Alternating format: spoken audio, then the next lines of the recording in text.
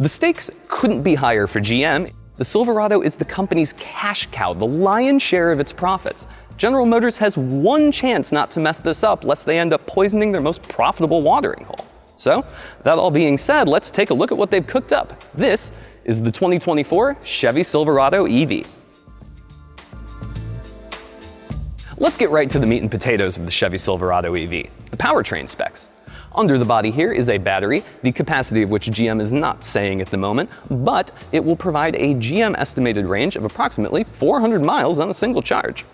So what can you do with all those electrons? Well, at the bare minimum, you can warp some pavement, because according to GM, in its RST trim, the Silverado EV will produce at least 664 horsepower and 780 pound-feet of torque in its wide-open watts mode. Yes, that does spell wow mode. I don't believe GM is contractually obligated to include all these cutesy acronyms, nor do I believe it's a World of Warcraft reference, but you never know. Truck stuff should come pretty easily to the Silverado EV and its RST trim as well. GM's internal estimates currently project up to 10,000 pounds of towing capacity and 1,300 pounds of payload. Despite the truck's size, it should handle pretty well too, thanks to the inclusion of four-wheel steering. Sadly though, that does not include the neat crab walking trick that the GMC Hummer EV has.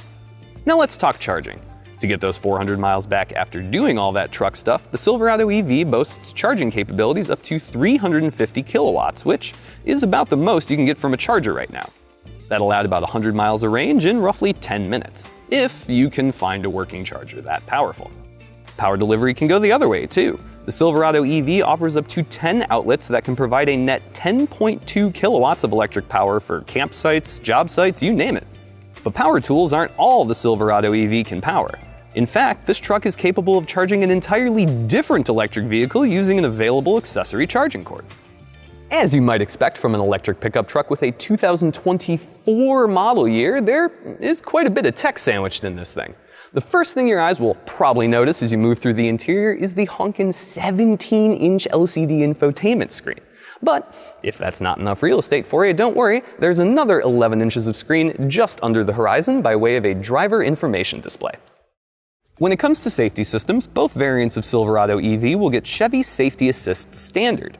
The suite of active and passive driver aids includes automatic emergency braking, forward collision warning, pedestrian detection, lane keep assist, lane departure warning, and automatic high beams. Now you might be saying to yourself, "Self, that list sure doesn't have adaptive cruise control on it." And you'd be right, but also wrong. Don't fret, because the Silverado EV also comes packing Super Cruise. If you haven't become familiar with this system, which permits hands-free operation on pre-mapped stretches of American highway, it really knocks the tedium out of a long road trip, and I think Silverado EV owners will be happy to have it. Now that we've taken you through some of the more granular details of the 24 Silverado EV, let's take a step back and zoom out and discuss design. Now, it is pretty clear where the front end draws a little bit of its inspiration from. If you've ever seen a Bolt EV, you'd recognize this full-width LED bar. In truck form, I actually think it accentuates the width pretty well, and gives you a hint along this cut line here that there is in fact a frunk, and that it has a nice low opening to make it easy to kind of load stuff in. Coming around to the side here, you might now notice that the proportions aren't exactly what you'd expect from a modern pickup truck.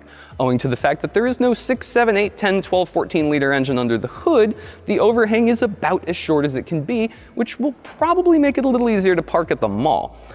Now, as you're going along, you may not get an idea of the scale of this truck, but it is large. I'm not 4 feet tall, I'm 6 feet tall, and these are 24-inch wheels here to kind of give you an idea of just the sheer girth of this thing.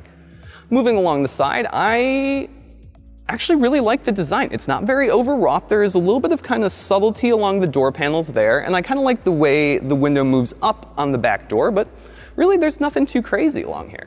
Although, my favorite part, and this is my favorite part, is the way the D-pillar kind of cascades down.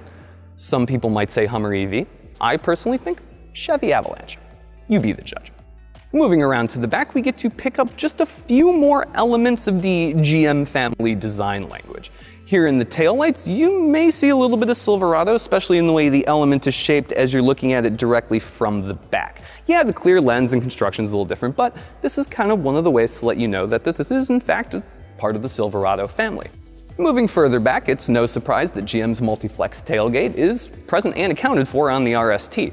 But what is perhaps the single most interesting part of the entire exterior of the 2024 Silverado EV is actually in the bed. Multi-Flex Midgate is the newest creation on the Silverado EV. Available only on the RST trim, it is basically a back door between the bed and the cabin. The second row inside has a 40-60 split, at which point you can fold the seat up, fold the door down, and get a heck of a lot more space. Now, how much space am I talking? All right, let's go through some numbers.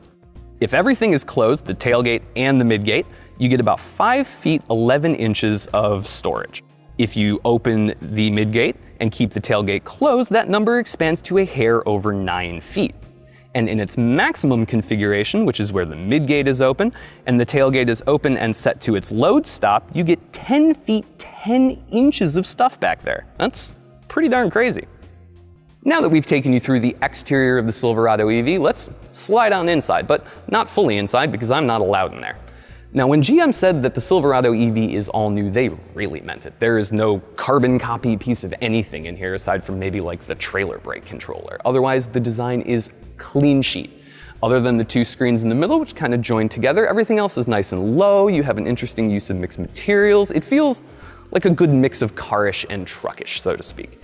And the cabin should feel a little extra carish thanks to one gargantuan fixed glass roof above, which should add a little bit of headspace and make the whole cabin feel a little more airy.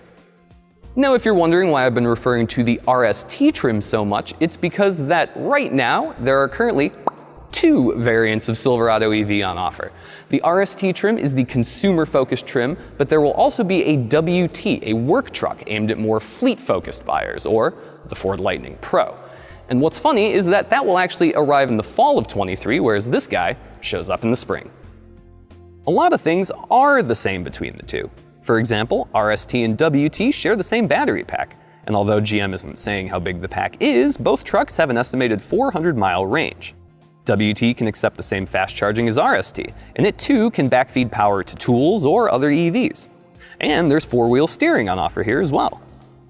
So now let's talk about what's different. The WT's output is a little lower, promising up to 510 horsepower and 615 pound-feet of torque.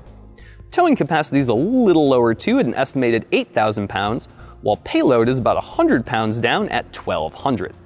But those of you looking to haul a lot of stuff shouldn't fret. Later on, GM plans to unveil a model with a maximum towing capacity of 20,000 pounds. Usually, you'd have to upgrade to a 3,500 model medium-duty pickup for that kind of capability. Alrighty, it's comparison time. I know some of you are eager to hear how the Silverado EV stacks up against a certain rectilinear quote-unquote truck from a certain manufacturer, but since its release is still very much up in the air, we'll be focusing on how the Silverado EV stacks up against its hometown competition, the Ford F-150 Lightning. GM's internal estimates for the Silverado EV trump the F-150 Lightning's estimated specs in both standard range and extended range formats, roughly 30% higher than Ford's best estimates at the moment.